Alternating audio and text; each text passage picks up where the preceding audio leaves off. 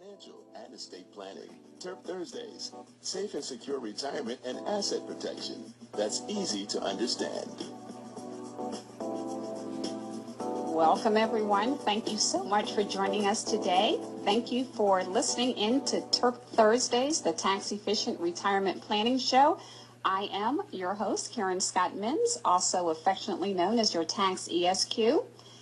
And today, as you know, we're going to start, as we always do, in our first segment. We're going to talk about tax and retirement issues that are in the news. And this article actually comes to us from the Baltimore Sun. I do believe it was in the Sunday edition of the Baltimore Sun. It's an unfortunate example of how poor retirement planning can be quite a detriment to you. So apparently what happened is that we have this cornerback who plays for the San Francisco Giants, and his agent negotiated a deal for him, an employment contract, I think really we can say. So the deal was that $2.9 million was going to be his salary. It was structured such that the first $925,000 was his base salary, and then there was $2 million for just appearing at the preseason training camp. And so you can guess what happened next. He did not appear at the preseason training camp.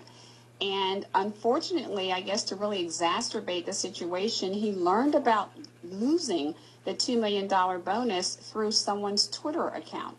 So, of course, he does the logical thing, I think, in his mind. A, he fires the agent. And then B, he goes on a campaign where he is giving notice to all of the other players that are represented by that agent. So a very unfortunate circumstance, I guess, for both the player and the agent, to be quite honest with you. And I know this is going to generate a lot of mail, but I'm going to say it anyway. I don't see why the agent was fired. And I'm going to ask just two questions. And you know, I know, like I said, we'll get lots of mail about this. But, you know, number one, my understanding of a sports agent and their role is that they negotiate a contract for the players. They negotiate the endorsements for the players, right? But then ultimately, you know, and here's the question, don't they take the deal that they are in the midst of negotiating and take it back to the player so that the player understands and the player has an opportunity to say yes or no or okay, I agree about that, okay?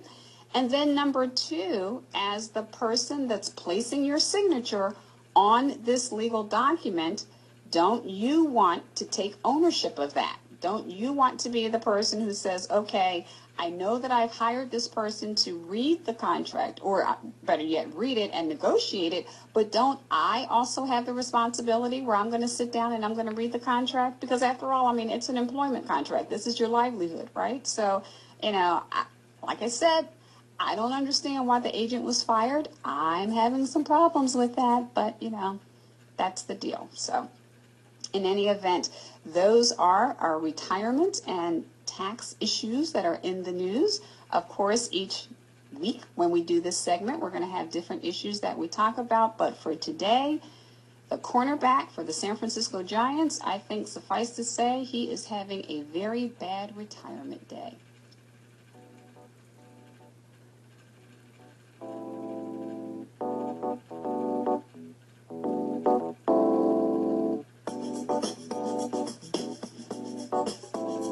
$14.50 WOL.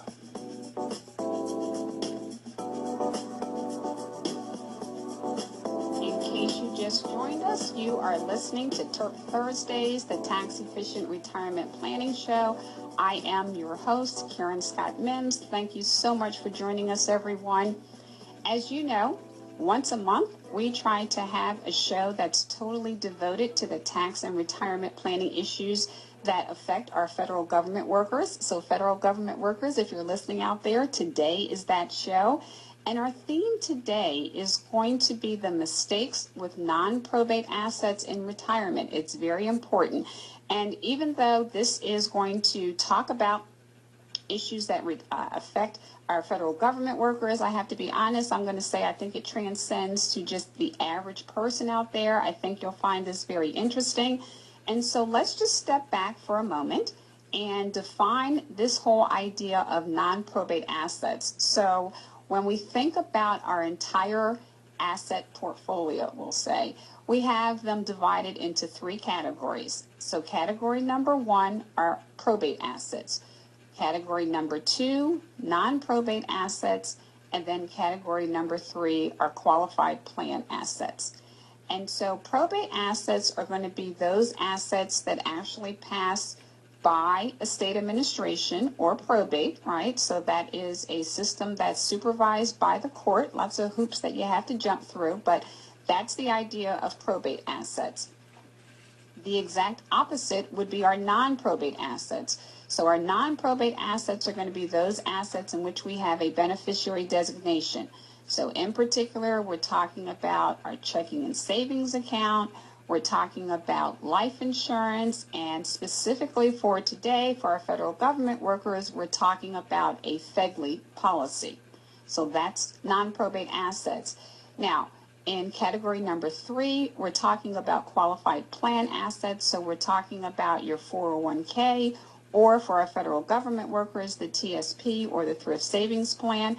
And even though these are technically non-probate assets, we're going to place them in a category by themselves only because of the special treatment and the tax issues that are very different for those types of assets. Okay, so again, we've got our three categories: probate assets, non-probate assets, and then our qualified plan assets. Well, our topic today, as we said, is going to be about our non-probate assets, and in particular, we're going to talk about the Hillman case. It is a case, Hillman versus Moretta. It's a Supreme Court case that was actually decided this year in 2013. Unanimous opinion that was delivered by Justice Sonia Sotomayor, Women in Power. I love it. So let's start with a little background about FEGLI. So FEGLI stands for Federal Employee Government Life Insurance. It was established in 1954 by the FEGLIA Act. It is administered by OPM, and so that is the Office of Personnel Office of Personnel Management. And OPM enters into a contract with Metropolitan Life Insurance Company. So they are the administrators, we'll say, of the plan. And just to show you how many federal government workers we're talking about, in 2010, the total amount of FEGLI coverage in force was $824 billion. So this is an issue that certainly all of our federal government workers need to be concerned about. So as we said, non-probate assets, FEGLI, life insurance, non-probate asset. So that means it's going to have what? It's going to have a named beneficiary. And one of the great things about the FEGLI plan is that the federal government employee can name whoever they want as beneficiary. They can even initially have one beneficiary, change the beneficiary without the approval of the current beneficiary. So you don't need the knowledge or consent of the current beneficiary to make changes and to have a different beneficiary. Now, under the FEGLI plan, there is what we call an order of presence. So the first person that's going to be entitled to the FEGLI proceeds, the life insurance proceeds, is going to be the beneficiary that's been designated by the employee in a signed and witnessed writing that has to be received by OPM before the death of the person that's actually employed with the federal government. So again, first person that's entitled to receive the benefits is going to be the beneficiary who you've designated on your form that you've handed in to OPM, okay? Number two, if there is no designated beneficiary, then it's going to go to the widow or the widower of the federal government employee. And then number three, if there is no widow or widower, it's going to go to the children. And then number four, if no children, is going to the parents or their parents' descendants, i.e. meaning your brothers and sisters. And then last, if there are no parents, there are no brothers and sisters, then it's going to go to the executor or the administrator of the estate. So that's pretty much, the order that's already been laid out that must be followed if you have a FEGLI plan.